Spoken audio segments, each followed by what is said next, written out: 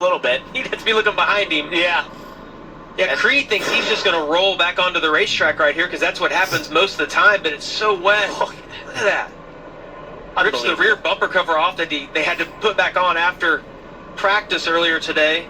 It's a wonder you can get upside down. You see the whole underneath assembly is, splitter pan, everything ripped off, left in the grass right there. Yeah, watch after you see the car go up in the air. You're going to see all the parts underneath this car.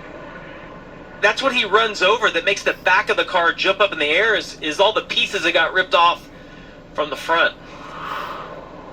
As you mentioned, when it's dry, you run straight through there. There's dust, but you'll never. And there's sort of a ledge there as you go over that access road that this tow truck or this sweeper truck, yeah. Sweeper truck, that's what I was looking for, is on right there. There is a bit of a ledge, but when it's dry, you just drive over this.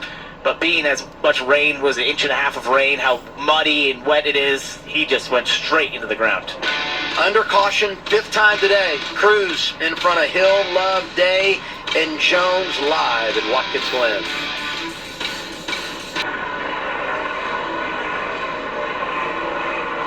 See Jesse Love there in the 2. Restarted outside the top 20.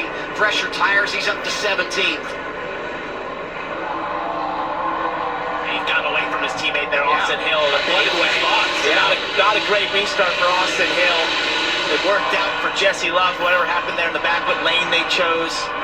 And that lane can make such a big decision. Huge. When you get back 10 or 12 rows, who goes, who doesn't. If somebody misses a shift or misses a corner, your whole lane gets stacked up and you have nowhere to go. Oh, Mayer going to block right here. SVG has that nose damage.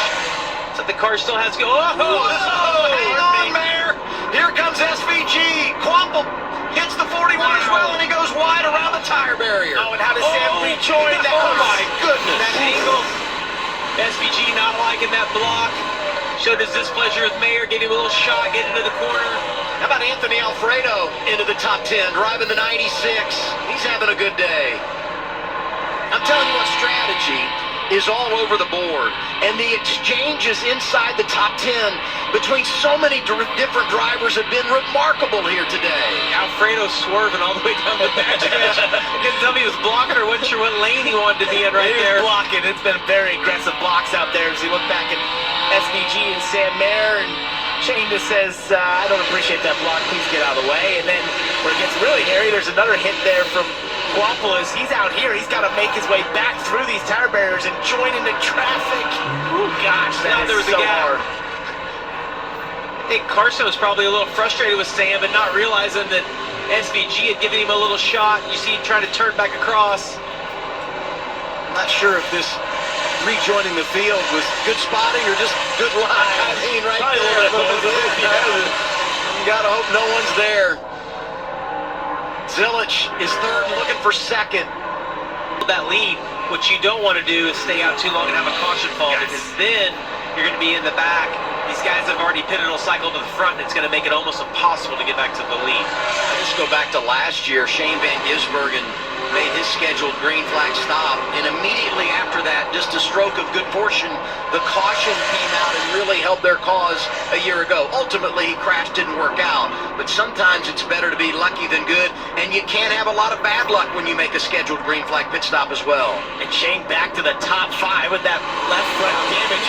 You know, when he used to go to Martinsville and knock off a fender and thought maybe it made it a little faster? I don't know if that's the case here, but he obviously still has a ton of speed, even with that left front damage. And Zilich who's in second, 20-lap fresher tires than our leader Brent Cruz, but their lap times are almost on top of one another. So early in the race, we saw like a second and a half of lap time fall off, but Cruz able to still run some incredibly fast times, even with those older tires. Well, and the presence of Junior Motorsports in the top 10 is there again. And then I think about Carson Quample, who drives for them most of the time. And Shane Van Gisbergen pit is how much can he save in this position in the lead? Can he start saving right now? Oh, he locks up the right front into turn 1. Just, well, if they can effectively make it as right. Oh! Shane goes into the barrier there. One thing to keep in mind too, Cruz and Zilich are running 2.5 seconds a lap quicker than what Jesse Love is.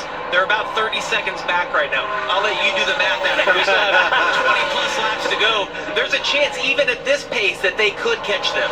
Well, and you think about the tire difference. Because they waited to come down pit road, the advantage that they would have there.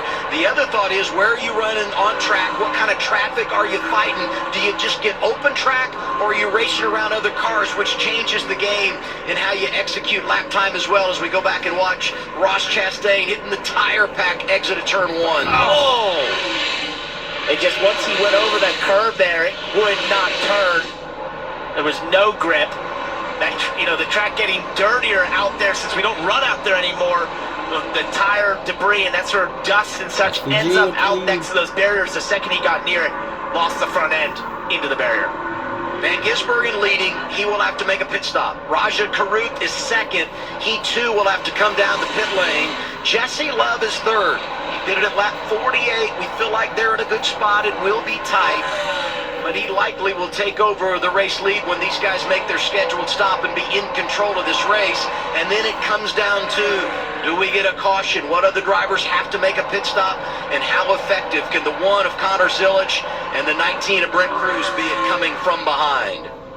Been a very bizarre race today. I mean, so many times in the O'Reilly Auto Parts Series, you got 2 or 3 options. Today, we have been all over the board with strategy.